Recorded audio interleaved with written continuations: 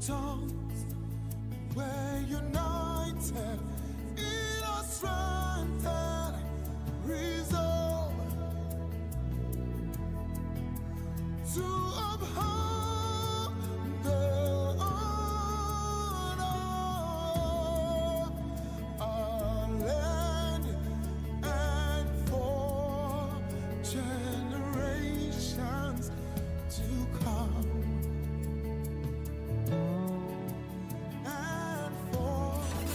You are listening to Lagoon Radio. Yes, sir, and for generations to come. And talking about generations to come, is state of the nation. Generations to come. Lagoon Radio will be here for generations to come. Yes, we have set the pace. It's the number one online gospel radio from the Anglican Diocese of Lagos, transmitting live from the Diocesan Palace right here in Marina, Lagos. State of the nation will be here for nations to come, for you to listen and be educated. Yes, I am still Anosike Chimezie. We are looking at the fallout of the World Congresses of the All Progressive Congress, the APC, all over the nation and the national politics. Now, our guest, Azubike Ishi Nwoje. Yes, he is an APC member from Imo State. And yes, we talked about the zoning. Now, last month, the governors of the South, yes, both PDP and APC, they met in Lagos and they issued a communique. In one of those communiques, they said that presidency should be moved to the South. Now, before that, there has been suggestion, there have been allegations. We've seen, like you said, like we said, Yaya Bello is coming. We've not known some that will still come out. And sometime, the governor of Borno State, Professor Babagana Zulum, he said there was a gentleman agreement that power must return to the South. Now, after that, the deputy governor of Edo State was in that meeting. He was asked a question in one of the TV political programs that if power should move to the South, where will it be? Southeast, Southwest, South-South. He said that for now, there has not been any comment on that, but all they want is power to move to the South first, and there will be the talk about the micro zoning. Now, the Southwest, they are making a case for the presidency. South-South are making a case. Southeast, which you are from, are even crying of marginalization, and they have not had a shot on the presidency. Do you think that this is the right time for the presidency to move to the Southeast? Thank you very much. This is the right time for Southern Nigeria to give us a vibrant, productive, and well-articulated president. You see, the problem we have and we are currently having in Nigeria today is not because of where the president is coming from. If you can go to Katsina State, where President Mohammed Buhari is coming from, it's not everybody from Katsina State is a big man or a big woman. There are still some Amajiris in Katsina State, where the president is coming from. So now you see that it will be good for us to be more concerned on a productive president from Southern Nigeria. My own concern is now that a northern region has produced president, it should be rotated to the Southern Nigeria. So instead of giving an idiot who is from a wrong region in South, maybe for instance, maybe you have an idiot who is from South, or maybe region A, and you have another more credible somebody who's from region B. You said because region A has been marginalized, let's give that idiot the presidency. You still keep suffering it. So, but my own concern is in the whole Southern Nigeria, there are credible leaders. You understand what I mean? There are credible leaders. So, but even in my own Southeast, we also have credible leaders. But I am not in a position to decides who takes up the presidential ticket of APC in Southern Nigeria. But my own concern is it should be given to a Southern leader or Southerner from Nigeria. That is my concern. Well, for the benefit of that, you referred to some of our leaders as idiots. But as we know in Nigeria, we have credible and reputable leaders and not idiots. And we hope you apologize for that statement. Oh, I apologize. But I just give an instance. I just give an instance, but I apologize. Okay. All of them, none of them is an idiot. None of them is an idiot. I apologize. Okay, moving on now. And we have said it. Now, looking at the way the presidency, the APC, and the nation has fared in the last 6 years, and we are talking about national politics, what will you say that are the giant strides? Because you mentioned something that people always look at the negative side of the administration. They don't see the positive side. What will you say in these past 6 years that has been the giant strides of this APC-led administration in Nigeria? Thank you very much. And this is 6 years we have a total reduction of oil price in the international markets. This is at least out of the 6 years, we had 2 years of total crop of our oil production in the southern Nigeria, whereby we have some aggrieved youth who are blowing up the pipelines, which led to the reduction of the barrels of oil we used to produce. And this is we are talking about 6 years that Naira lose its value because of our inability to diversify our economy in the previous years. So now, when you consider the 6 years, you should also take into action the challenges that might has led to this setback. Because now, let me tell you, it is true that we are having challenges, but we are also lucky that we have somebody who is trying his best to make sure that things are being done rightly. Just that the system we have is a total rubbish. You understand what I mean? The system we have is where we have problem. We need to look into the system very, very well. Now, talking about APC 6 years in administration, I don't think it is a failure. I don't think it is a failure because you cannot tell me it is a failure. And we have Second Niger Bridge that is almost 70% in completion. You cannot tell me that APC in 6 years is a failure, and we have farmers and co-borrowing fund, which has been paying farmers for the past 1 year and is still paying. Recently, federal government has started disbursing the COVID-19 loan. I have a friend who has benefited with 250,000 naira loan. I have a friend who has also benefited from 6 million naira loan from federal government. And these people are not reporting it. I happens to interview the friend. Guy, this money you have received from the federal government, is anybody aware of? He said, for what? Is it not our money? I said, but people are complaining that they have not seen the loan. I said, but you are an Imolite, an Igbo man for that matter. So why can't you, what is so difficult for you to open your mouth and tell people that you are a beneficiary to this COVID-19 loan? I can challenge you now that if you go down to the east, interview people, they will tell you that they have not seen anything like federal government COVID-19 loan. And these are the basis of the problem. You see, instead of people to speak out, they don't. And they only hamper on the negative aspect, and I mean the challenges we are currently experiencing. So I think that the 6 years is not failure. Is not failure. We have some achievement. APC has some achievement. Look at the rail. I don't know if you understand. Look at the railway. Today we have a modernized rail system. If in fact, you can even prefer to travel through the rail system we have in Nigeria today than traveling through the airline. The comfort is there. You understand what I mean? The timing factor is there. Okay, our major problem that people don't understand, people fail to understand, is the dollar versus naira exchange, which can be traced to the fall of oil in the international market, because oil is the only source of revenue we had in Nigeria. Okay, and you rightly mentioned oil now, and we've been talking about this diversification of economy and the rest of them.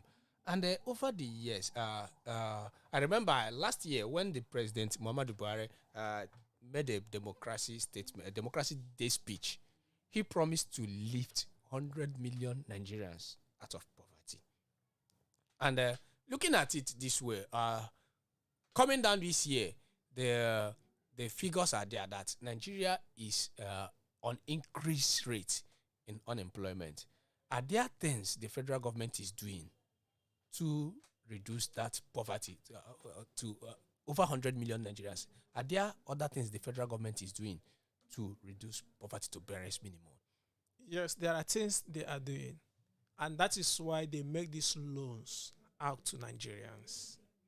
But do you know that an average, or sorry, some youths or some persons in Nigeria today, if you give them loan of 300,000 or 500,000 to go into an establishment of a small scale business, instead of them to utilize this money for which they were borrowed it for, they would rather use the money for their other personal or comfort usage. Now you ask yourself, if a youth can be given 500,000 naira for SME, and at the end, after 2 years, the youth cannot bring out something. You see, these are the things that keeps increasing the number of unemployment. It is quite unfortunate. It is quite unfortunate that the unemployment is increasing, which many youths are being affected. I'm not in support of that. And I'm not saying that it does not exist. It's very, very unfortunate. But at least the government on their own is also trying, but they need to improve. Okay, also, let's also look at the media. There has been allegations from what we are seeing. There has been allegations that the federal government, the APC-led government, it started with the anti-social media bill and the rest of them. For me, no doubt, we need to regulate social media. But there's been allegations that this government is fighting the media to block access to informations. And you look at the Twitter ban, which seems to look as if is pointing towards the direction. Do you think that this administration believe in the freedom of the media? Let me pick it up from you when you say that it will be right to regulate the media. The social media. The social media. Fine. If you, Chimeze Anosike, for instance, should see where the media is cartoonizing your elder brother as to be a dead man, how will you feel? Will you be happy? Will you feel happy about it? If you, Chimeze Anosike, risks in the social media that you slapped a woman when it never happened, will you be happy about that? So now you see that the media itself is diverting from what it used to be. And these are the things that led to it. When it comes to, when you talk about federal government ban on Twitter, I think that it is not really the best thing for them to have done. But to an extent, we also need to protect the interest and image of Nigeria, because Nigeria as a nation deserves some respect, some recognition, and there are things that even you as the anchor of this program cannot go to America and talk about American presidents. The American government will not run like that. So every media should also learn how to respect Nigerian sovereignty and Nigerian integrity. I think that whenever a particular media fails to do that, the media should be sanctioned. But Twitter closure in Nigeria, I think that it is something the federal government really needs to look into. Okay. Now, let's come back to the national politics. Recently, we've seen the governor of Ebonyi State left the PDP to APC. We've seen the governor of Cross River State, Professor Ben Ayade, left. And yesterday, one of the BOT members of the PDP, Joy Emodi, left for APC. Is there something special APC is offering, because the national secretary of the PDP, Kola Olumakaiye, he made an allegation that APC is enticing the PDP members with juicy offers. And also, looking at a statement, they refer to a statement made sometime by the former chairman of the APC, Comrade Adams Oshomole, that if you move to the APC, your sins are forgiven. Now, these people are jumping the ship from PDP to APC. Is there something juicy your party is offering, or are they joining based on national interest?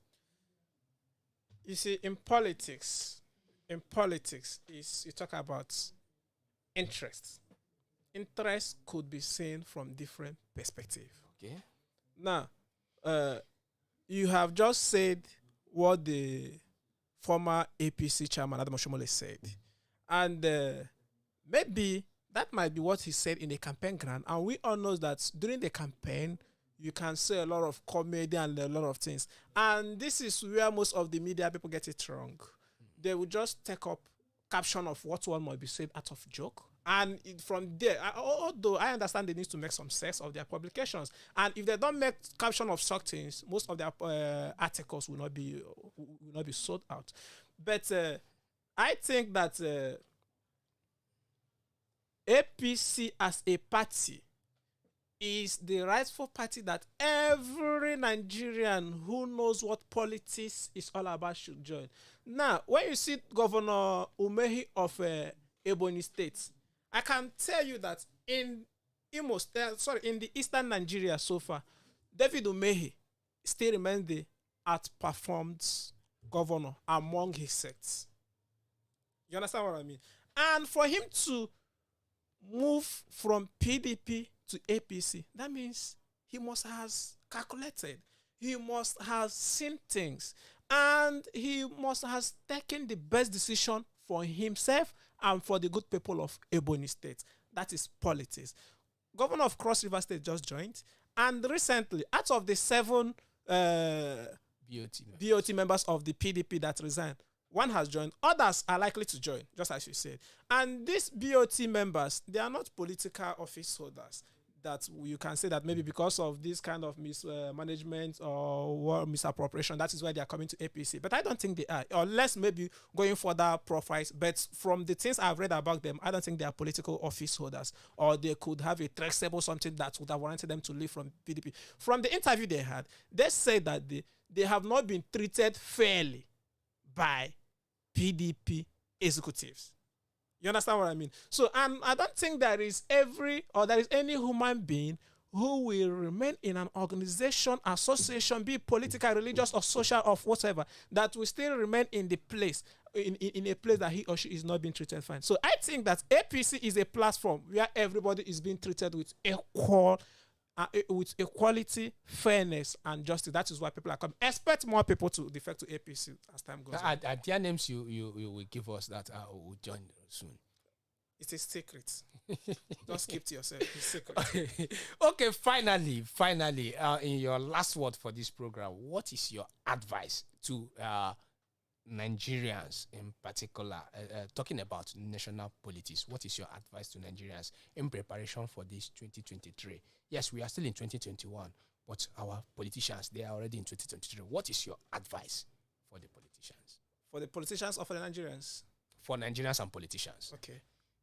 For my fellow Nigerians, my advice to them is they should keep an eagle eye on all the elected politicians, because many out of them would still like to recontest. So any one of them who they think that is not performing should not be voted again.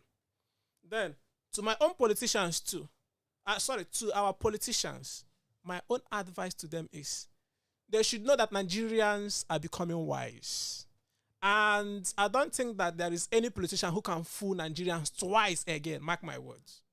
If you are a governor or senator or House of Rep, and it happens that you did not perform very well within this tenure, by 2023, it shows that you are not going anywhere. So they should take that into their mind in whatever thing they are doing, that whenever 2023 comes by, that the people will either reject them or we also accept them.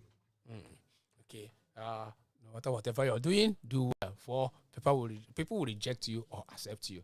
That's the last word on the program from our guest, Azubike Ishinwaji. Azubike, thank you for coming on the program. We hope to see you when next you are in Lagos. Thank you very much. Yes, and that's the size of our package this morning on State of the National Political Program. From me, Anosike Chimezie, it's a goodbye. And keep on enjoying a lovely day. And keep listening to our programs on Lagoon Radio. Download that app on Google Play Store and Apple Store. You can also follow us on our social media platforms on Facebook. Yes, of course, we've been streaming live. On Facebook, it's Lagoon Radio Nigeria. On Instagram, it's Lagoon Radio.Ng. Till next Thursday, when we'll come back again by 10 a.m. with another bumper topic. Do have a lovely day. You are listening to Lagoon Radio.